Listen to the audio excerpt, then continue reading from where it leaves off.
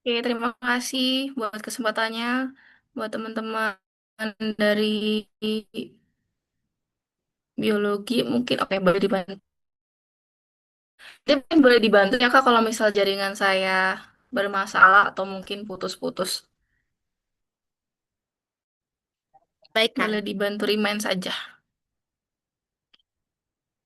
Oke.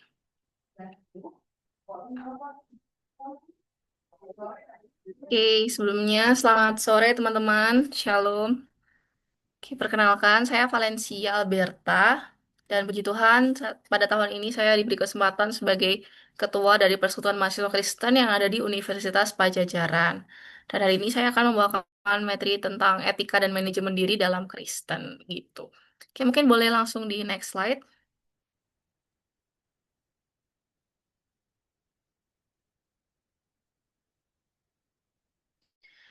Oke, baik. Karena kita tadi sudah baca judulnya di awal, hari itu kita akan langsung aja membedah apa itu etika secara umum dulu ya teman-teman. Nah, etika itu secara umum berasal dari kata Yunani yaitu ethos yang memiliki bentuk jamak yaitu taeta yang berarti adat istiadat atau kebiasaan begitu. Oke, mungkin boleh dibantu next slide.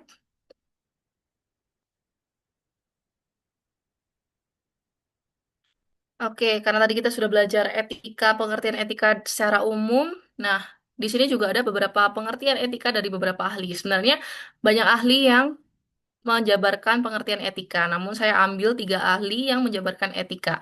Yang pertama ada Ahmad Amin yang berpendapat bahwa etika merupakan ilmu yang menjelaskan arti baik dan buruk, menerangkan apa yang seharusnya dilakukan manusia, menyatakan tujuan yang harus dituju oleh manusia di dalam perbuatan mereka, dan menunjukkan jalan untuk melakukan apa yang harus diperbuat. Kemudian ada Sugarda yang mengartikan bahwa etika sebagai filsafat nilai, kesusilaan tentang baik buruk serta berusaha mempelajari nilai-nilai yang merupakan pengetahuan tentang nilai-nilai itu sendiri. Dan yang terakhir dari Ki Hajar Dewantara, saya yakin juga teman-teman juga nggak asing tentang pengertian etika dari Ki Hajar Dewantara ini, yang mana menurut beliau etika merupakan ilmu yang mempelajari soal kebaikan dan keburukan di dalam hidup manusia semaunya. Teristimewa yang mengenai gerak-gerik pikiran dan rasa yang dapat merupakan pertimbangan dan perasaan sampai mengenai tujuannya yang dapat merupakan perbuatan. Nah, jadi teman-teman dapat disimpulkan dari arti etika secara umum dan juga dari beberapa ahli bahwa etika ini merupakan ilmu yang mempelajari kualitas atau nilai yang menjadi sebuah studi mengenai penilaian moral dan standar. Dan sekarang ini kita tahu bahwa etika ini sangat perlu banget bagi kita, terkhusus mahasiswa, untuk memiliki yang namanya etika ini karena bisa menjadi suatu pertimbangan dalam setiap hal yang akan kita kerjakan gitu. Setiap hal yang kita kerjakan perlu yang namanya etika ini, teman-teman, gitu. Oke, mungkin boleh di next slide.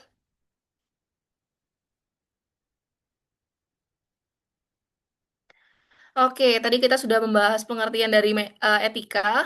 Langsung aja kita next ke manajemen diri. Terus apa sih manajemen diri itu? Nah, secara umum manajemen diri ini tuh merupakan cara menempatkan segala sesuatu secara teratur dan efektif dalam hidup, baik dalam penggunaan waktu, pilihan, kepentingan, kegiatan, serta dalam keseimbangan fisik dan mental. Begitu. Oke, mungkin boleh di next.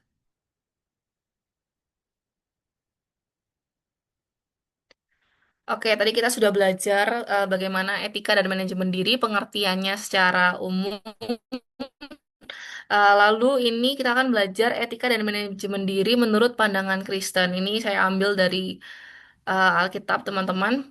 Yang pertama itu pengertian etika merupakan cara hidup orang-orang Kristen yang berlandaskan firman Tuhan atau imago Dei. Imago Dei ini adalah bagaimana kita diciptakan itu serupa dan segambar dengan gambar Tuhan gitu. Yang mana perilaku kita atau etika kita itu juga harus turut dengan Tuhan gitu. Ada di Kejadian 1 ayat 26 sampai 28. Saya mungkin izin bacakan. Kejadian 1 ayat 26 sampai 28 berfirmanlah Allah, baiklah kita menjadikan manusia menurut gambar dan rupa kita, supaya mereka berkuasa atas ikan-ikan di laut dan burung-burung di udara dan atas ternak dan atas seluruh bumi dan atas segala binatang melata yang merayap di bumi. Ayat 27, maka Allah menciptakan manusia itu menurut gambarnya. Menurut gambar Allah diciptakannya dia, laki-laki dan perempuan diciptakannya mereka. Ayat 28, Allah memberkati mereka, lalu Allah berfirman kepada mereka, beranak cuculah dan bertambah banyak, penuhilah bumi dan taklukkanlah itu, berkuasalah atas ikan-ikan di laut dan burung-burung di udara dan atas segala binatang yang merayap di bumi. Begitu. Dan selanjutnya dalam manajemen diri, dalam pandangan Kristen, manajemen diri ini tuh merupakan proses perencanaan, pengarahan, pengkoordinasian, dan pengendalian kegiatan penggunaan sumber daya manusia serta benda dalam suatu organisasi secara efektif dan efisien yang berlandaskan firman Tuhan yang tertulis di Alkitab. Begitu. Oke, mungkin boleh dibantu next. Oke, baik. Kemudian ketika kita sudah mengerti apa itu etika dan manajemen diri dalam pandangan Kristen, maka kita juga harus tahu dasar etika dan manajemen diri dalam Kristen itu apa sih? Nah, jadi dasar etika dan manajemen diri dalam Kristen itu adalah firman Tuhan dan buah roh. Seperti yang sudah di-mention tadi bahwa kita adalah imago Dei atau kita ini diciptakan serupa dan gambar dengan Tuhan. Maka dari itu, etika dan manajemen diri kita juga harus sama gitu, sama apa yang Tuhan, apa yang menyenangkan Tuhan gitu. Ada ayatnya di 2 Timotius 3 ayat 15 sampai 16 dan Galatia 5 ayat 22 sampai 23. Mungkin saya izin bacakan sedikit. Pada 2 Timotius 3 ayat 15 sampai 16. Ayat 15, ingat juga bahwa dari kecil engkau sudah mengenal kitab suci yang dapat memberi hikmat kepadamu dan menuntun engkau kepada keselamatan oleh iman kepada Kristus Yesus. Ayat 16, segala tulisan yang diilhamkan Allah memang bermanfaat untuk mengajar, untuk menyatakan kesalahan, untuk memperbaiki kelakuan, dan untuk mendidik orang dalam kebenaran. Kemudian di Galatia 5 ayat 22 sampai 23 ini tentang buah-buah roh teman-teman, di mana ayat 22, tetapi buah roh ialah kasih, sukacita, damai sejahtera, kesabaran, kemurahan, kebaikan, kesetiaan, kelemah lembutan, penguasaan diri. Tidak ada hukum yang menentang hal-hal tersebut. Nah, jadi dalam firman Tuhan dan buah roh ini, ketika kita menjalankan etika dan manajemen diri, kita harus ngerti firman Tuhan supaya kita bisa melaksanakan atau kita bisa beretika sesuai dengan dikehendaki Tuhan. Dan manajemen diri kita harus punya yang namanya buah-buah roh ini, yaitu kasih, sukacita, damai sejahtera, dan penguasaan diri tersebut, teman-teman, supaya dalam melaksanakannya kita balance dan bisa seturut dengan apa yang Tuhan mau, begitu. Oke, mungkin boleh di next. Oke, nah selanjutnya, mengapa etika dan manajemen diri penting dan saling terkait? Karena kan dari tadi kita ngomongin dua hal ya, terus kayak pasti ada yang wondering kenapa etika dan manajemen diri ini penting dan saling terkait. Nah, yang pertama itu, etika ini seperti kompas penunjuk arah dan manajemen diri itu seperti yang mengendalikan gitu teman-teman. Jadi dua hal ini saling terkait. Dan yang kedua adalah etika itu membangun reputasi, kemudian manajemen diri ini bisa menjaga konsistensi dari reputasi tersebut. Dan yang terakhir adalah mengatur perilaku, keputusan dan tanggung jawab pribadi dalam kehidupan maupun pekerjaan. Gitu teman-teman. Oke, mungkin boleh di next.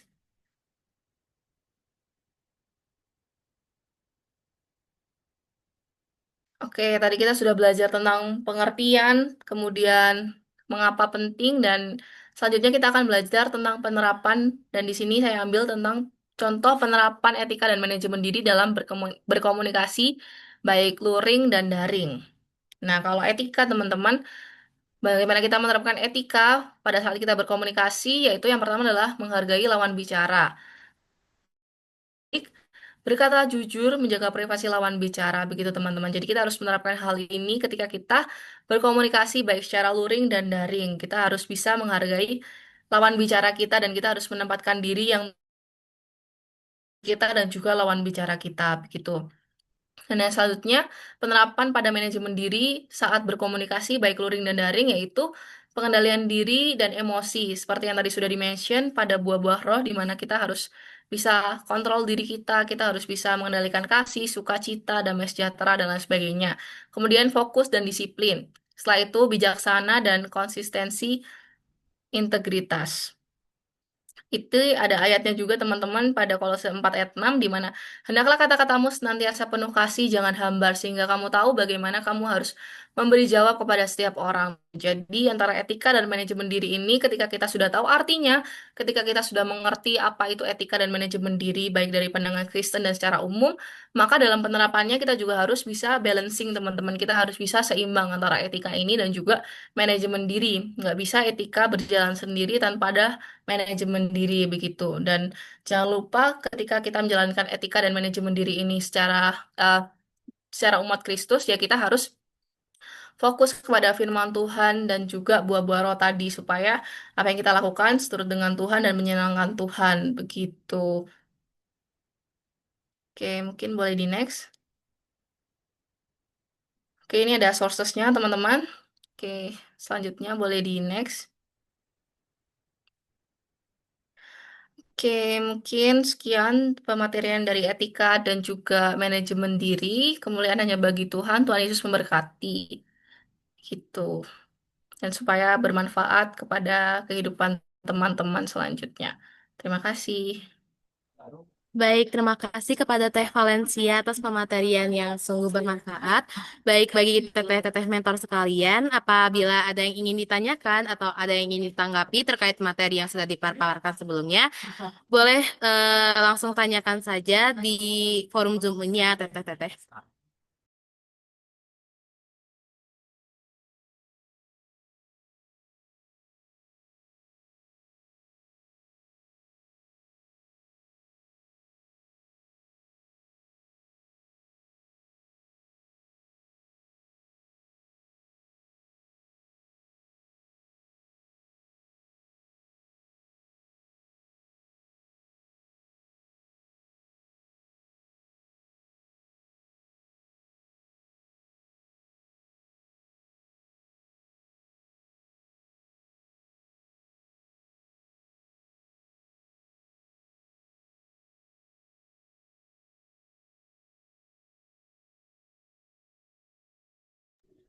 Baik, apabila dari teteh-teteh sekalian merasa sudah cukup dengan pematerian yang sudah dipaparkan sebelumnya, eh, boleh langsung eh, beri emot cukup saja ya teman-teman semua.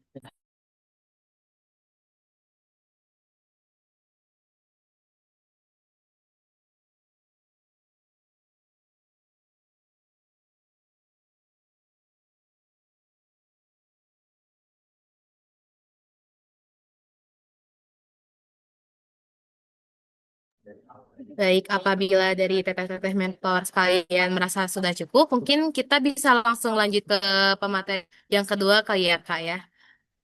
Oke.